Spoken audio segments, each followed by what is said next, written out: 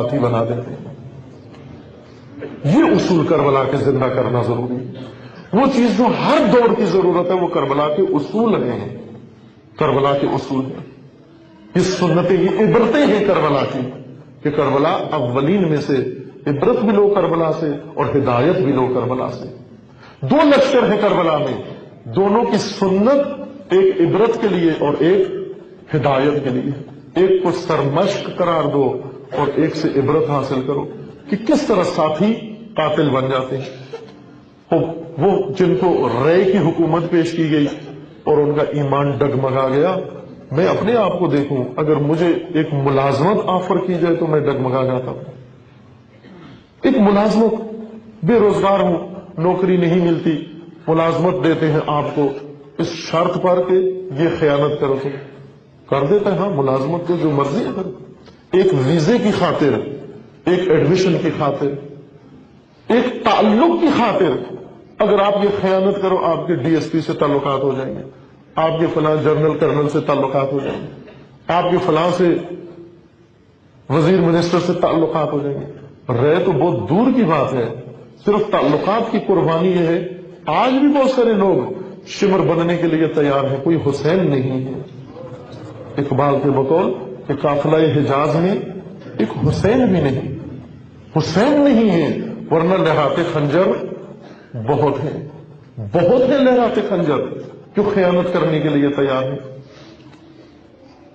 عبرت لو، وہ اصول ہیں کربلا کے جو انسان کو نجات دے سکتے ہیں، جو سید الشہداء نے اپنائے، اور رسول اللہ نے فرمایا تھا کہ حسین مصباح الہدی والسفینۃ النجاۃ ہے، یہ نجات کی کشتی و ہدایت کا چراغ ہے۔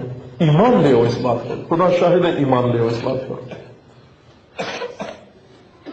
لیکن یہ چراغ، یہ اصول، ان پر چلنا بہت دشوار ہے،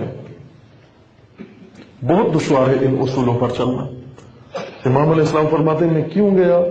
اس لیے گیا کہ ان الدنیا قد تغیرت و تنکرت و ادبر معروفها ولم يبق منها الا صبابۃ كصبابۃ الاناء وخسیس عیش كالمرء الوبیل الا ترون الى الحق لا يؤمل به والى الباطل لا يتناهى عنه۔ میں کیوں نکلا؟ اس لیے کہ میں نے دیکھا یہ مملکت ویران ہو چکی ہے۔ کیوں نکلا؟ چونکہ حق پائمال ہو چکا ہے۔ کیوں نکلا؟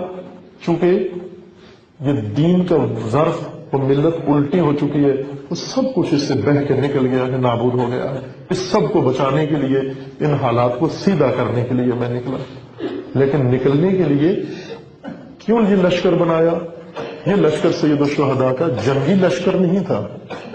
جنگجو بلائے لیکن آئے نہیں، بہت سارے جنگجو سید الشہداء نے بلائے تھے، نہیں آئے، بہت سارے وقت پر نہیں آتے۔ علی علیہ السلام فرماتے ہیں جب وقت نہیں ہوتا جنگ کا تم بہت ڈینگے مارتے ہو، اور جب جنگ کا وقت آ جاتا ہے تو تمہاری آنکھیں گھوم جاتی ہیں، اس وقت تم کترانا شروع کر دیتے ہو۔ یہی ہوا، کوفہ میں بیٹھ کے ڈینگے مارتے تھے، میٹنگیں کرتے تھے، جلسے رکھتے تھے کہ جلدی حسین علیہ السلام کو بلاؤ، اور جب حسین علیہ السلام کوفہ کے قریب پہنچے وفائیں تبدیل کر دی، عہد توڑ دیا اپنا اور حسین کو تنہا چھوڑ دیا۔ سید الشہداء نے جاری رکھا اپنا سفر، لیکن لشکر حسین علیہ السلام کا جنگی لشکر نہیں تھا۔ کون سا لشکر تھا؟ بیداری کا لشکر تھا، امت کو جھنجھوڑنے کا لشکر تھا۔ اس لشکر میں خواتین بھی تھیں، بیویاں بھی تھیں، اور اس لشکر میں بچے بھی موجود تھے۔ اور آپ نے دیکھا کہ ایسا ہی ہوا، جھنجھوڑا، وہ سخت جھنجھوڑا، بشریت کو جھنجھوڑا، سید الشہداء نے جھنجھوڑا، اور جہاں تک سید الشہداء نے مقصد تک پہنچایا جس راہ کو، وہاں سے آگے بنت زہرا نے سنبھالا اور اس کی تکمیل کر دی، حق ادا کر دیا بنت علی نے۔ خدا شاہد، جس طرح علامہ اقبال کہتے ہیں کہ اگر آئین خدا و آئین مصطفیٰ کا پاس نہ ہوتا میں تربت زہرا پہ سجدے کرتا نہ، اس قدر با عظمت ہے کہ اگر پاس آئین مصطفیٰ نہ ہوتا اور یہ سجدے ممنوع نہ ہوتے، اقبال کہتے ہیں میں زہرا کی تربت پہ سجدے کرتا ہے۔ خدا شاہد ہے کہ یہ بی بی بنت زہرا اس قدر باعظمت بی بی ہے کہ اگر کسی بشر کو سجدہ جائز ہوتا تو ساری مخلوق مل کر زینب کے سامنے سجدہ بھی کرتی، اس قدر بی بی باعظمت ہے۔ ہمارے تصور سے باہر ہے یہ بی بی، یقین جان لو ہمارے تصور سے باہر ہے۔ ہم نے واقعات سنے ہیں، زینبی اصول نہیں دیکھے ہم۔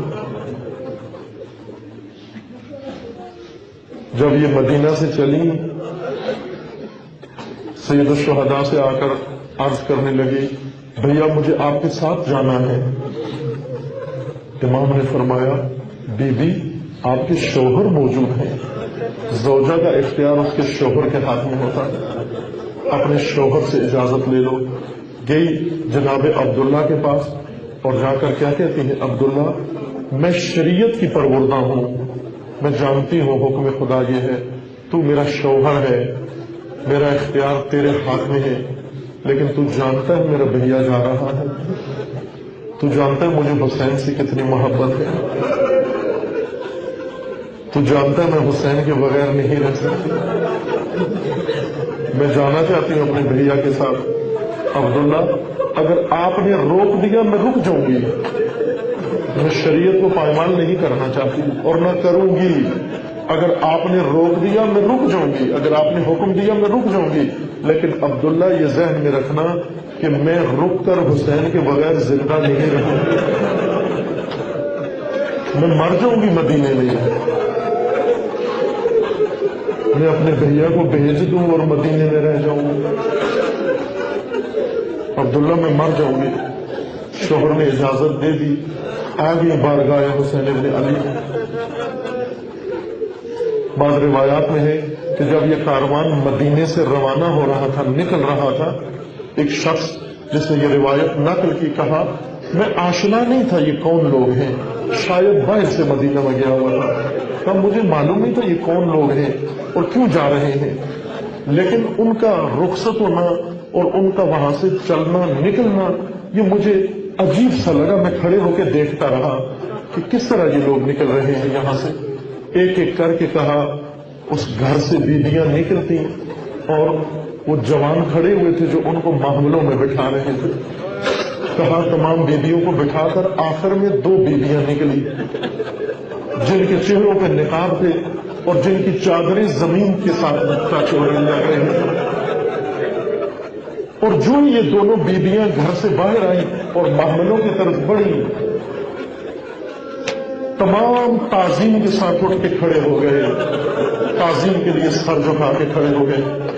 کہا میں نے دیکھا 2 خوبرو جوان آگے بڑھے اور ان بیویوں کو دائیں بائیں لے کر محملوں کی طرف لے جانے لگے۔ میرے قریب ایک شخص کھڑا تھا، میں نے اس سے پوچھا کہ یہ کون لوگ ہیں، کدھر جا رہے ہیں، کہ کہاں جا رہے ہیں؟ اس نے کہا یہ اولاد رسول اللہ ہے، یہ مدینے کو چھوڑ کے جا رہے ہیں۔ میں نے پوچھا مجھے یہ بتاؤ یہ بیویاں کون ہیں جو جا رہی ہیں؟ اس نے کہا یہ زہرا کی بیٹیاں ہیں، یہ علی کی بیٹیاں ہیں، یہ رسول اللہ کی نواسیاں ہیں، یہ زینب و کلثوم ہیں۔ تو میں نے پوچھا یہ جوان کون ہیں جو ان کو سوار کر رہے ہیں؟ کہنے لگا ایک کا نام علی اکبر ہے، ایک کا نام ابو الفضل عباس ہے، یہ ان کو بٹھا رہے ہیں۔ کہا اس عظمت کے ساتھ ان بیویوں کو تعظیم کر کے محملوں میں بٹھایا گیا اور پھر یہ قافلہ مدینہ سے روانہ ہو گیا۔